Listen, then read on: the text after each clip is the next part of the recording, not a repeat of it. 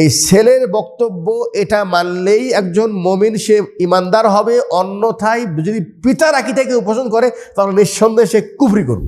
আল্লাহ যদি নিজের জন্য হাত সাব্যস্ত করে, আমি হাতের তর্জমা হাতই করব, কুদরত করব না। বয়সে বেশি, ইলমে বেশি, পরিচয়ে বেশি, তাহলে অবশ্যই বাপের কথা সঠিক হবে। আর যেহেতু তার ছেলে এখন অল্প বয়স, সেহেতু সে তার বাপের পর্যন্ত এখনো পৌঁছে নাই, তার কথা সঠিক হবে না। এটা হলো সাধারণ আম জনতার, এটাই হলো সত্য আর মিথ্যা যাচাইয়ের মাপকাঠি, যে আসলে ছেলের কথা সঠিক নাকি পিতার কথা সঠিক। মিডিয়াতে একটা বক্তব্য ভাইরাল হচ্ছে, সেটা হলো বাপ বেটার দ্বন্দ্ব। কি এটা? মানে শোনেন, পিতার আকীদা হলো এই, আল্লাহ সর্ব জায়গায় বিরাজমান। কথা বুঝে আসলো? এটা হলো পিতার আকীদা। আর পিতার আকীদা হলো এই যে আল্লাহ তাআলা নিরাকার। নিরাকার বলতে আল্লাহ তাআলা যে তার জন্য নিজের চেহারা সাব্যস্ত করেছেন, আল্লাহ যে তার জন্য হাত সাব্যস্ত করেছেন, আল্লাহ যে তার জন্য চোখ সাব্যস্ত করেছেন, শ্রবণ সাব্যস্ত করেছেন, এগুলি জিনিসকে তারা অপব্যাখ্যা করে। কি করে? অপব্যাখ্যা করে। কথা বুঝে আসলো? এটা কার আকীদা? পিতার আকীদা। পিতা কি বলে? আল্লাহ সর্ব জায়গায় বিরাজমান। আর কি বলে? আল্লাহর যেগুলি সিফাত আছে, যেমন আমি একটু আগে বললাম কি আছে, আল্লাহ বলছেন কুল্লু মান আলাইহা ফান, পৃথিবী সব ধ্বংস হয়ে যাবে, ওয়ায়াবকা ওয়াজহু রাব্বিক, তোমার রবের চেহারা বাকি থাকবে। এখানে চেহারা বলেছে, আমি তরজমা চেহারাই করব। ঠিক আছে? আল্লাহ কি বলছেন? উজুহু ইয়াউমা ইযিন নাযিরা ইলা রাব্বিহা নাযিরা। কিয়ামতের দিন বহু চেহারা এমন হবে যে তার রবের দিকেই তাকাবে, রবকে দেখবে। কিয়ামতের দিন রবকে কারা দেখবে? মুমিনরা। জান্নাতে রবকে কারা দেখবে? বলে কারা দেখবে? মুমিনরা দেখবে। যেই চেহারা দেখা যায়, একটু ভালো করে বোঝেন, যেই চেহারা দেখা যায় সেটা কি নিরাকার? সেটা কি নিরাকার? এখন পিতার আকীদা হলেই আল্লাহ সর্ব জায়গায় বিরাজমান এবং আল্লাহ নিরাকার। আর ওই পিতা কোনো সাধারণ পিতা না। বাংলাদেশে কওমি অঙ্গনে একজন অনেক বড় প্রসিদ্ধ ব্যক্তি, প্রসিদ্ধ আলিম। বাংলাদেশে যদি ওদের দৃষ্টিকোণ থেকে 1, 2, 3, 4টা আলেমকে যদি সর্বোচ্চ আলেম, মানে এলেমের অধিকারী হিসেবে গণ্য করা, তাহলে ওনাকে একটা করতে হবে। এরকম যোগ্য পিতা। ওই পিতার সন্তান বলছে যে আল্লাহকে সর্ব জায়গায় বিরাজমান বলা, এটা হলো কুফরি আকীদা। এটা কি আকীদা? আমি ভালো করে, কি আকীদা এটা? কুফরি আকীদা। এবং আল্লাহকে নিরাকার বলা, এটাও কুফরি আকীদা। এটাও কি আকীদা? কথা কি আকীদা? কুফরি মানে কি? আপনি নামাজের মধ্যে যদি আমিন আসতে বলেন, জোরে বলেন, নামাজ তো হবে, হয়তো একজন সুন্নতে সওয়াব পাবে, আর একজন সুন্নতে সওয়াব পাবে না। কিন্তু এই যে দণ্ড, আকীদার দণ্ড, আল্লাহর প্রতি বিশ্বাস স্থাপনের দণ্ড, এই দণ্ড কিন্তু মানে একটা হলো ঈমান, আর একটা কি? কুফর। একটা ঈমান আর একটা কি? কুফর। কথা বুঝে আসলো? এখন সাধারণ মানুষ এই বক্তব্য এখন নেটে শুনতেছে। এখন নেটে শোনার পর সাধারণ মানুষ, সাধারণত আমাদের দেশে মানুষ তারা যে দিন গ্রহণ করে, তাদের কাছে তো অতটা নেই, দিনের বিষয়ে অত জ্ঞান নেই, জ্ঞান নেই। তারা বিচার করে কি, এই দুইজনের মধ্যে বড় কি, মানে ইলমের জগতে প্রসিদ্ধ কি। ঠিক আছে? বয়সে বেশি, ইলমে বেশি, পরিচয়ে বেশি, তাহলে অবশ্যই বাপের কথা সঠিক হবে। আর যেহেতু তার ছেলে এখন অল্প বয়স, সেহেতু সে তার বাপের পর্যন্ত এখনো পৌঁছে নাই, তার কথা সঠিক হবে না। এটা হলো সাধারণ আম জনতার, এটাই হলো সত্য আর মিথ্যা যাচাইয়ের মাপকাঠি। কথা বুঝে আসলো? এজন্য আপনারাও সত্য মিথ্যা যাচাই করার জন্য দেখেন, ওরে বাপরে, আমাদের দেশে হাটাদারি মাদ্রাসা, কত বড় মাদ্রাসা, আর এই মাদ্রাসার মুহাদ্দিস তিনি কি ভুল করবেন? কথা বলেন নাই? মানে মাদ্রাসা যেহেতু বড় এবং আলেম যেহেতু অনেক প্রসিদ্ধ, আপনি ওই উপর একটাই ভরসা যে ইনি ভুল করতে পারেন না, ইনি ভুল করতে কি পারেন না। এতটুকু কথা বুঝে আসলো?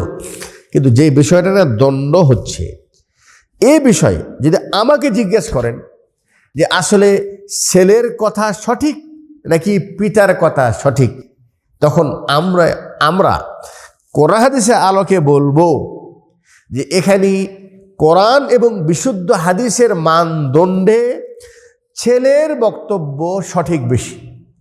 ছেলের বক্তব্য শুধু সঠিক বেশি না, এই ছেলের বক্তব্য এটা মানলেই একজন মুমিন, সে ইমানদার হবে। অন্যথায় যদি পিতার আকীদাকে উপোষণ করে তাহলে নিঃসন্দেহে সে কুফরি করবে। কি করবে? কুফরি করবে। কি বললাম প্রথমে? দণ্ড কিসের? আল্লাহ কি নিরাকার? তাহলে আমি যে একটু আগে বললাম যে কিয়ামতের দিন মুমিনরা আল্লাহ পাককে জান্নাতে দেখবে। আচ্ছা ঠিক আছে, যাকে দেখা যায় তিনি কি নিরাকার হন? আল্লাহ তাআলা তার নিজের জন্য বলেছেন, আমি হাত দ্বারা, ইন্নী খালাকতু বিয়াদাই, আদম আলাইহিস সালামকে আমি হাত দ্বারা সৃষ্টি করেছি। ঠিক আছে না? আল্লাহ পাক তার জন্য চোখকে সাব্যস্ত করেছে, আল্লাহ তাআলা তার জন্য পাকে সাব্যস্ত করেছে, আল্লাহ তাআলা তার জন্য কদমকে সাব্যস্ত করেছে, আল্লাহ তাআলা তার জন্য হাতের আঙ্গুলকে সাব্যস্ত করেছে। আর এই বিষয়ে শোনেন, সহি আকীদা যেটা, কি বললাম এটা? সহি আকীদার দাবি হলেই আল্লাহ তাআলা নিজের জন্য যা কিছু সাব্যস্ত করেছে সেটা আমরা কোনো রকম অপব্যাখ্যা না করে, অস্বীকার না করে, কোনো সৃষ্টির সাথে সাদৃশ্য মনে না করে আল্লাহর জন্য সেটা সাব্যস্ত করা। তার মানে হলেই আল্লাহ যদি নিজের জন্য হাত সাব্যস্ত করে, আমি হাতের তর্জমা হাতই করব, কুদরত করব না। কারণ আরবিতে হাতের তর্জমা কি হয়? কথা বলেন। ইয়াদ মানে কি হয়? ইয়াদ মানে কি হয়? হাত। তাহলে হাতের তর্জমা হাতই করতে হবে, কুদরত করব না। কুদরত তারা করেছে তারা মনে করে, শোনেন, তারা কেন কুদরত করেছে? তারা বলছে আল্লাহর জন্য যদি হাত সাব্যস্ত করি তারা মানুষের হাত আছে, তারা মানুষের সাথে মিলে গেল। জি না, আল্লাহ বলছেন লাইসা কামিসলিহি শাই। আল্লাহ যে গুণে গুণান্বিত, আল্লাহর গুণের সাথে, আল্লাহর ব্যক্তিত্বর সাথে, আল্লাহর অস্তিত্বর সাথে পৃথিবীর কোনো সৃষ্টির কোনো তুলনাই হতে পারে না। কথা বুঝে আসলো? অতএব আল্লাহর তার জন্য যেটা সাব্যস্ত করেছে আমরা বলবো কামা ইয়ালিকু বি জালালিহি, আল্লাহর জন্য যেরকম প্রযোজ্য সেরকমই আল্লাহর জন্য। আল্লাহর চেহারা বললেই জি নাউজুবিল্লাহ, মানুষকেও যদি মানুষের চেহারা মতো মনে করে ভুল। ঠিক আছে না?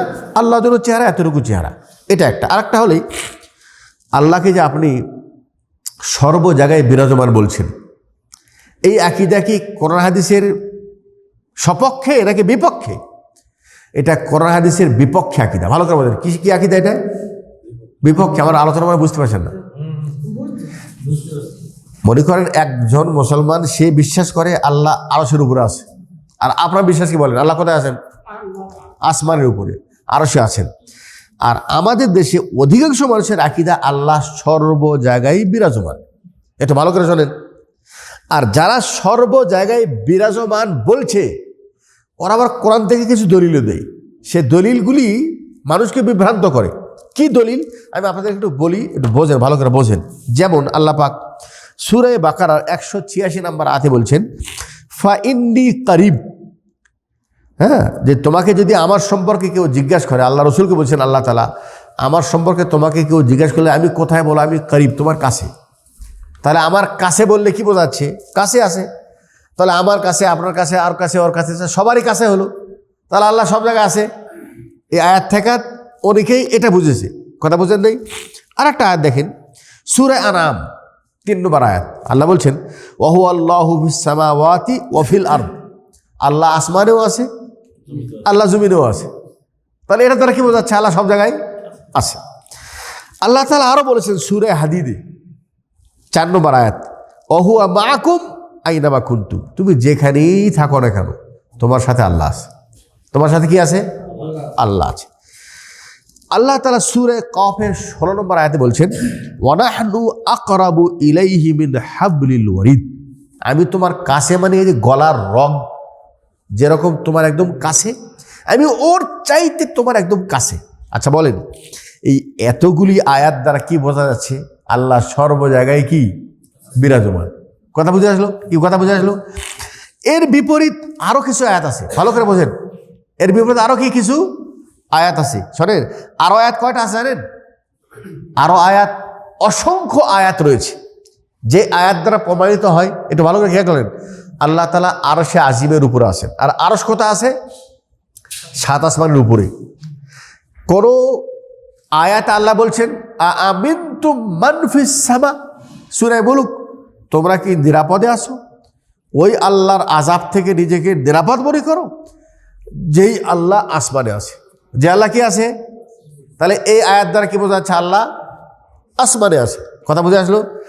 আচ্ছা শোনেন, সূরা আরাফ 54 নম্বর আয়াত আল্লাহ তাআলা বলছেন ইন্না রাব্বাকুমুল্লাহুল্লাযী খালাকাস সামাওয়াতি ওয়াল আরদা ফি সিত্তাতি আইয়ামিন সুম্মা ইসতাওয়া আলাল আরশ। আল্লাহ তাআলা জমিন আসমানকে 6 দিনই তৈরি করেছে। কয় দিনে? অতঃপর তিনি আরশের উপরে যে অবস্থান করেছেন, আরশের উপরে তিনি আছেন। আরশের উপরে, আরশ কোথায় আছে বললাম? 7 আসমানের উপরে। তাহলে এই আয়াত কি বোঝা যাচ্ছে? আল্লাহ কোথায় আছেন? আরশের উপরে। এরকম ইস্তাওয়া আলাল আরশ সম্পর্কে 7টি আয়াত আমার সামনে আছে। প্রত্যেকটি আয়াতে আর রহমানু আলাল আরশ ইস্তাওয়া, ঠিক আছে? এরপরে আল্লাহু খালাকাস সামাওয়াতি ওয়াল আরদা ওয়া বাইনাহুমা ফি সিত্তাতি আইয়ামিন সুম্মা ইসতাওয়া আলাল আরশ আল্লাহুল্লাযী খালাকাস সামা। এইরকম ভাবে 7 জায়গায় আল্লাহ পাক বলছেন আল্লাহ তাআলা আরশের উপরে আছেন। আল্লাহ কি তাহলে আরশের উপরে আছেন? এখন আপনার জন্য তো কষ্ট, মানে সমস্যা গেল না যে কোরআনের কিছু আয়াতে বোঝা যাচ্ছে আল্লাহ সর্ব জায়গায় আছে, আবার কোনো আয়াতে বোঝা যাচ্ছে আল্লাহ তাআলা আরশে আজিমের উপরে আছে। এই যে 2 রকম কথা কোরআনে আছে না? এই যার কারণে বাপ গেছে এক পক্ষে আর বেটা গেছে আর এক পক্ষে। কিন্তু শোনেন, আসলে এখানে পক্ষে কিছু না, এখানে বোঝার ভুল। এখানে কি? এটা বোঝার ভুল। যেই আয়াতগুলিতে আল্লাহ তাআলা বলছেন আমি তোমার সাথে আছি, আমি তোমার কাছে আছি, আমি আসমানেও আছি, জমিনেও আছি, সেই আয়াতগুলি যদি আগে পিছিয়ে দেখেন, তারপরের আয়াতের বাকি অংশ দেখেন, তাহলে বিষয়টা ক্লিয়ার হয়ে যাবে যে আল্লাহ তাআলা আসলেই সব জায়গায় আছেন। এটাও ঠিক, কিন্তু ওই থাকাটা সশরীর ওনার, ওই থাকাটা ওনার জাতে মোবারকের সর্ব জায়গায় বিরাজমানের আকীদা নয়। উনি সর্ব জায়গায় আছেন জানার দৃষ্টিকোণ থেকে। তিনি জানেন পৃথিবীতে যা কিছু ঘটতেছে সব তিনি ওই আরশে আজিম থেকে তিনি জানেন, তিনি দেখেন, তিনি প্রত্যেকের কথা শোনেন। তাহলে তিনি যে সর্ব জায়গায় আছেন জ্ঞানের দৃষ্টিকোণ থেকে, জানার দৃষ্টিকোণ থেকে, দেখার দৃষ্টিকোণ থেকে, শ্রবণের দৃষ্টিকোণ থেকে, ক্ষমতার দৃষ্টিকোণ থেকে আল্লাহ পাকের ক্ষমতা সর্ব জায়গায় বিরাজমান। তাহলে এই আয়াতের ব্যাখ্যা হলো এই যে আল্লাহ তাআলার তিনি শোনা, জানা, দেখা, শক্তি, ওনার ক্ষমতা, এই দৃষ্টিকোণ থেকে সব জায়গায় আছেন। কিন্তু ওনার জাতে মুবারক, ওনার কি জাত, উনি স্বয়ং সত্তা, তিনি আছেন আসমানের উপরে, আরশে আজিমের উপরে। এখন এই আকীদা যদি আমরা বলি, তাহলে পরের আয়াতের উপরও আকীদা আসলো, আগের আয়াতের উপর আকীদা আসলো। দুই আয়াতে হয়ে গেল। যে আগের আয়াতের অর্থ হলো তিনি মানে ওনার জাতে মোবারক আছেন আরশের উপরে, কিন্তু ওনার জ্ঞান, ওনার দৃষ্টি, ওনার শ্রবণ, ওনার শোনা শক্তি সব কিছু সর্ব জায়গায় বিরাজমান। এটা হলো আহলুস সুন্নাত ওয়াল জামাতের আকীদা। এটা হলো সহি আকীদা। এটা কি? সহি আকীদা। আর এই সহি আকীদাই গ্রহণ করেছে ওই বড় মাওলানা সাহেবের ছেলে।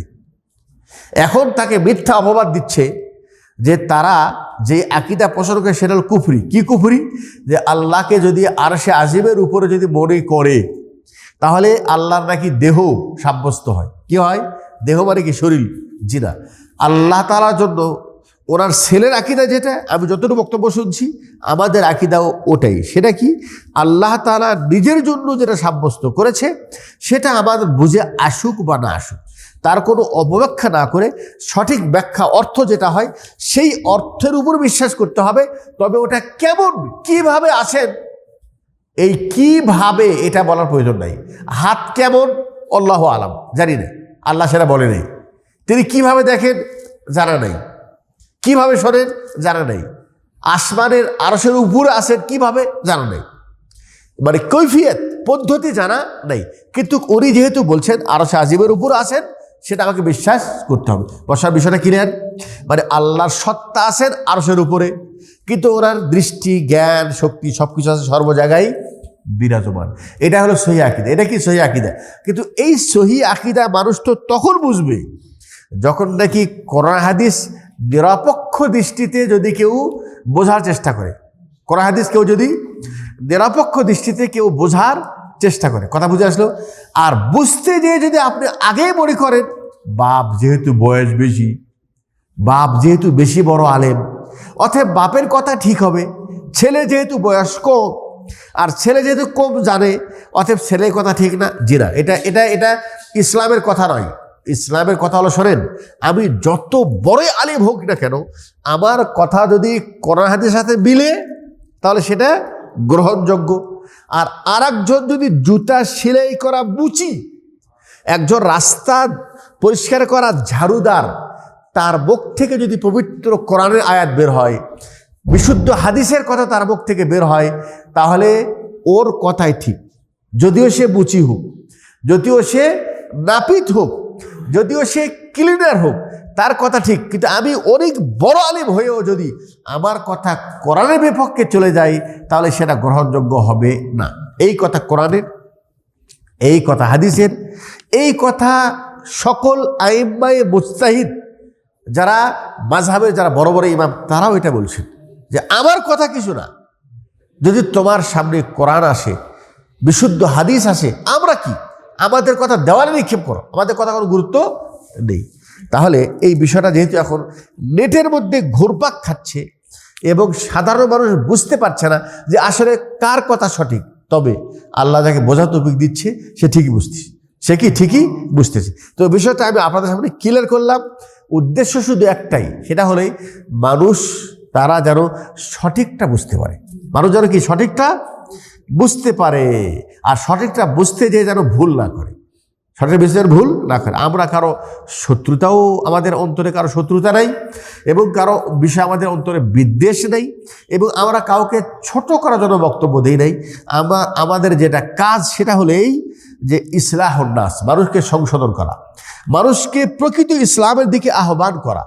মানুষের আকীদার ভিতরে যদি কোনো ভুল থাকে, আমলের ভিতরে যদি ভুল থাকে, সেই ভুলটা ধরিয়ে দেওয়া যেন তারা সঠিক জিনিস বোঝে এবং সেটা উপরে যেন আমল করার চেষ্টা করে। আল্লাহ যেন সকল মুসলমানদেরকে ইসলামের সঠিক জ্ঞান দান করে এবং সকল ধরনের বিভ্রান্ত থেকে মুসলমানদেরকে যেন বিরত থাকার তৌফিক দান করে। আকুলু কওলি হাদা ওয়া আস্তাগফিরুল্লাহ লি ওয়া লাকুম ওয়া লিসাইল মুসলিমিন ফাস্তাগফিরু ইন্নাহু হুয়াল গফুরুর রহিম।